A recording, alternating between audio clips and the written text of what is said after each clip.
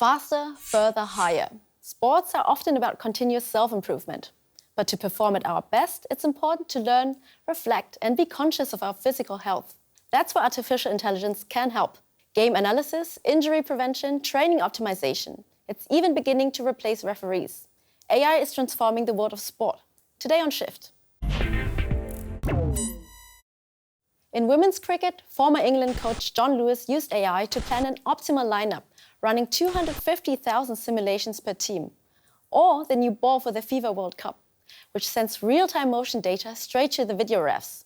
AI is even opening up new opportunities entirely.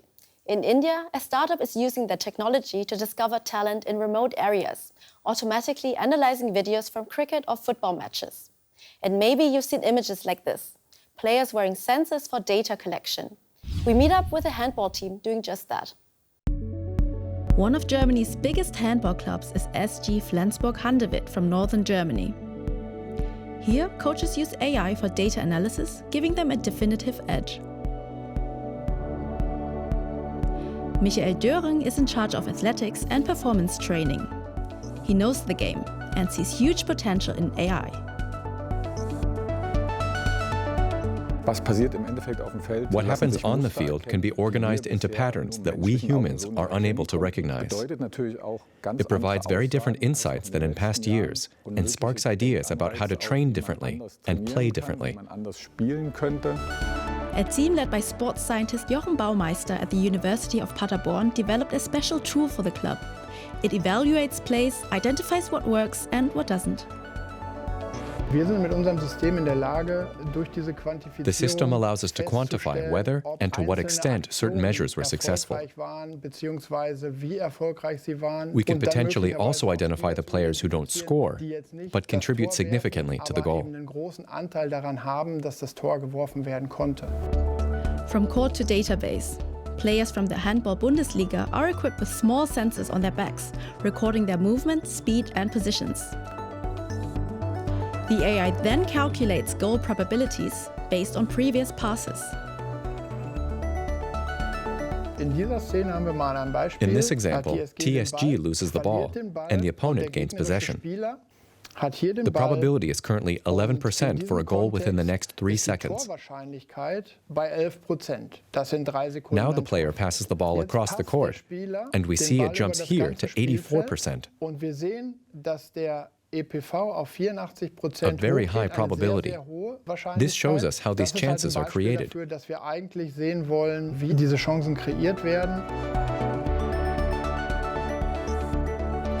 But does too much tech take away from the excitement of the game?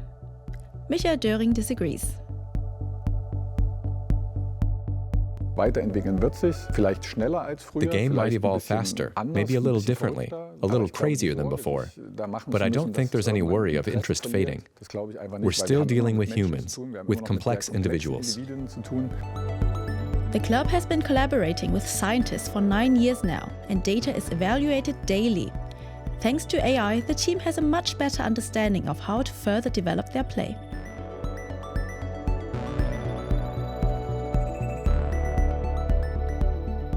AI can't do everything, but when it comes to data analysis, it can help immensely.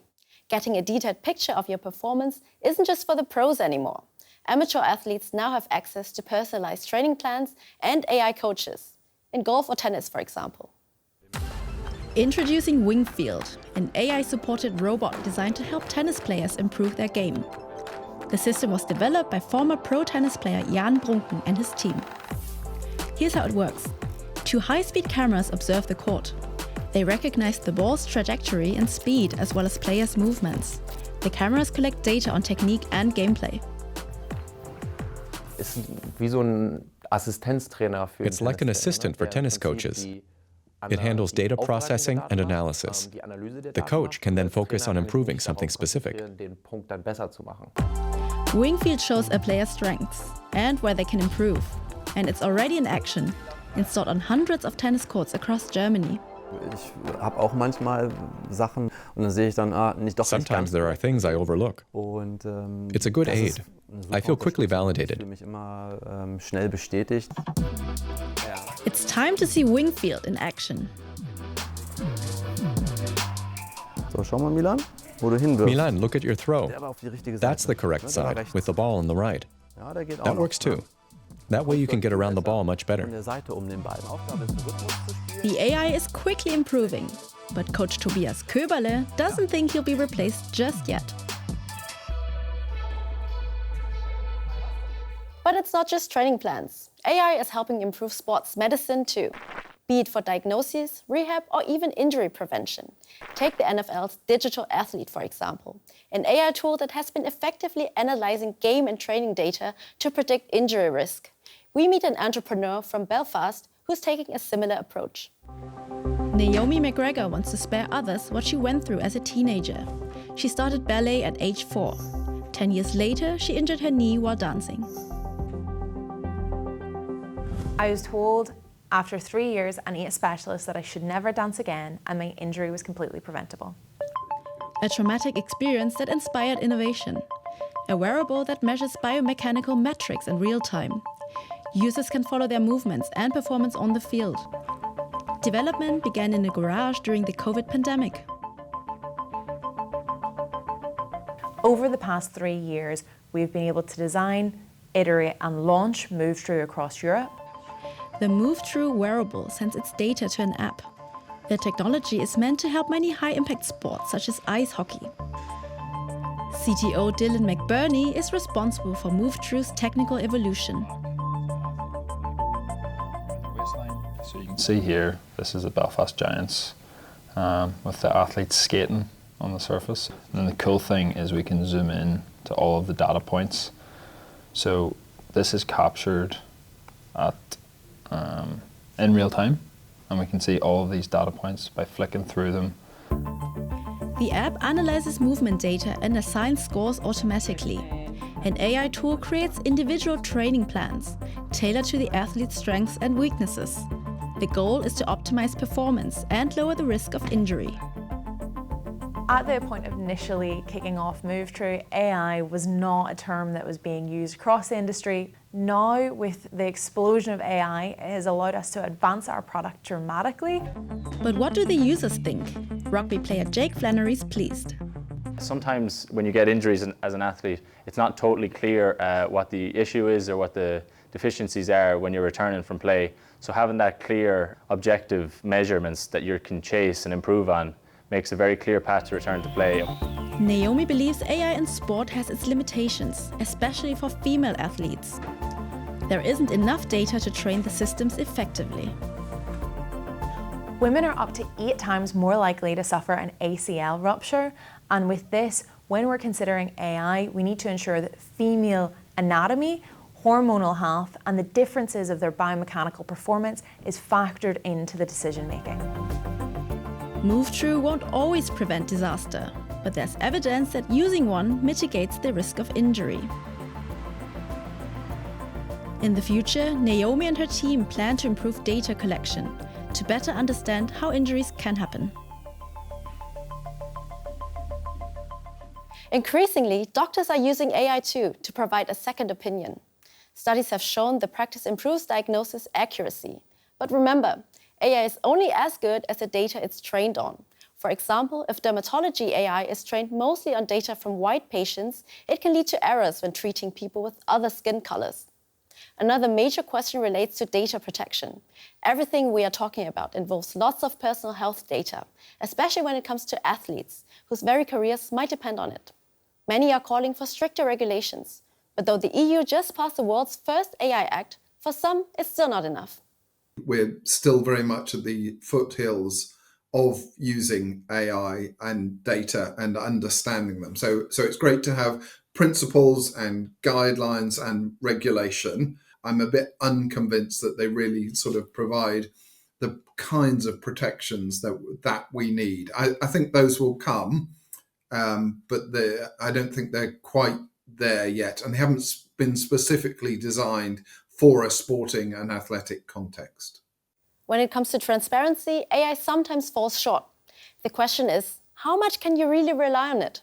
Preparing for competitions is one thing, but what happens when AI makes decisions on the court?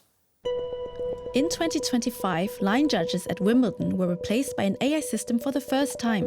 The goal? more accurate decision-making. 12 courtside cameras track every ball, and their movements are computer analyzed with autonomously generated decisions. Nonetheless, the system was continuously monitored by human beings.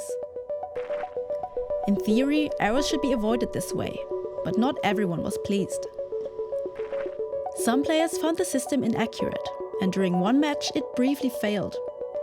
Organizers, however, said it was due to human error, that the technology itself had functioned correctly. For objective decisions, whether a ball is out, for example, it's generally easier for an AI to make the call, says AI expert Nick Jennings.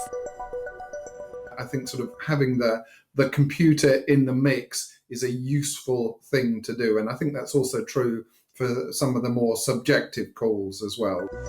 Gymnastics, though, is a bit more complex, which involves sequences of both movement and posture. AI-assisted scoring is already in use here too. 3D models of athletes filmed during competition are analyzed. According to Nick Jennings, AI can improve assessments, but it can also make mistakes if not properly trained or faced with new situations. Human expertise is still crucial here. I think a sport would be diminished, particularly if it's a subjective call, if you only have an AI judge. We're not quite there yet, but AI-assisted scoring is becoming increasingly important. AI is changing the game, from Moneyball tactics and training programs to performance evaluation. It offers the promise of a more objective, fairer world of sport. But new technology brings new challenges. What are the ethical limits for AI in competition? How safe is our personal health data? And how do we ensure these systems don't just perpetuate old biases and discrimination? The bottom line is simple. As the technology grows, so too does the need for clear rules. Well, what do you think? As always, feel free to let us know. That's it from me today. See you next time, right here on Shift.